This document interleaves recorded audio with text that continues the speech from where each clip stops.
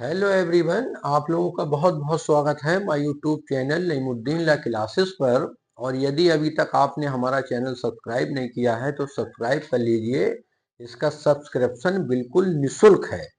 और चूंकि इस पर पूरी भारतीय न्याय संहिता 2023 पढ़ाई जा रही है, ऐसी ही वीडियो देखने के लिए आप चैनल को सब्सक्राइब करके वीडियो देख सकते हैं। तो आज हम भारतीय न्याय संहिता 2023 की धारा 305 को समझेंगे कि आखिर धारा 305 में क्या है। तो जो धारा 305 है यानी 305 सेक्शन, वो बताती है निवास गृह या यातायात के साधन या पूजा स्थल आदि में चोरी। यानी तीन चीजों को तो स्पष्ट बताया गया है धारा 305 में। निवास गृह जो रहने की याद चीज है, यातायात के साधन रोडवेज है, ट्रेन है, टेम्पो है, ट्रक है, ऑटो भी है, या पूजा स्थल इसमें मंदिर, मस्जिद, गुरुद्वारा, चर्च, कोई भी जो पूजा स्थल है वो हो सकता है। उसमें चोरी, यदि कोई व्यक्ति ऐसी चोरी करेगा तो बाकी पॉइंट दिए गए हैं। तो यदि कोई व्यक्ति ऐसी चोरी करता है तो उसे किसी भी तरह का कारावास यानी कठोर भी हो सकता है और सादा भी हो सकता है। जो कितना हो सकेगा, 7 वर्ष तक का हो सकेगा। और जुर्माना यानी दोनों से दंडित किया जा सकता है, किया जाएगा। ठीक है, तो इसको देखते हैं डायरेक्ट में क्या कहा गया है।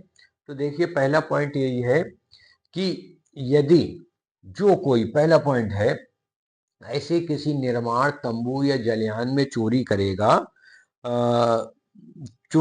जो मानव निवास के रूप में या संपत्ति की अभिरक्षा के लिए उपयोग में आता हो।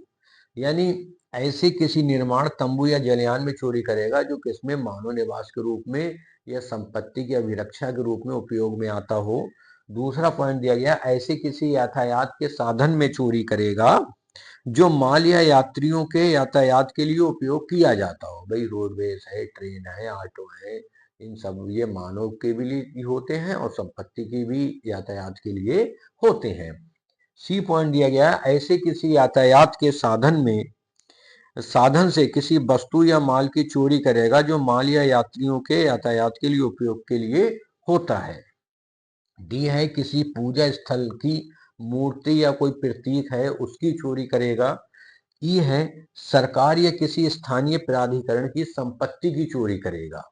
ठीक है, तब लास्ट में कहा गया है कि वह दोनों में से किसी भांति के कारावास से जिसकी अवधि 7 वर्ष तक की हो सकेगी और जुर्माने से भी दंडित होगा।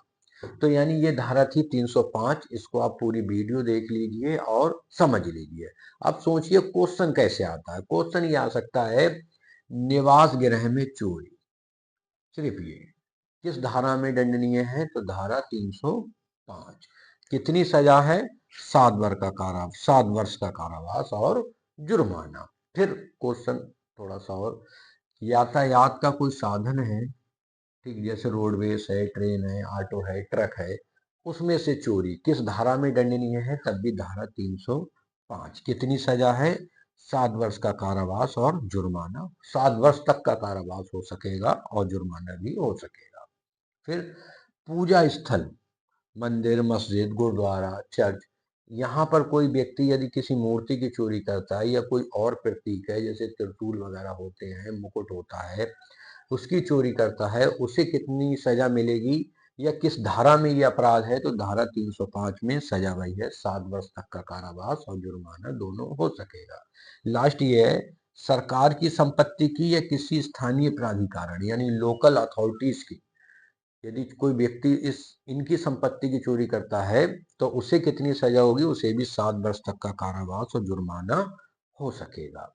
तो ये धारा 305 थी जो कि आज की वीडियो में मैंने आपको समझाई।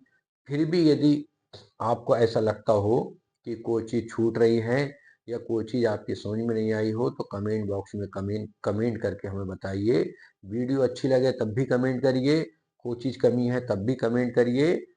पूरी कोशिश करी जाएगी आपके कमेंट के द्वारा किए गए कमेंट को दूर करने की। तो वीडियो देखने के लिए बहुत बहुत धन्यवाद।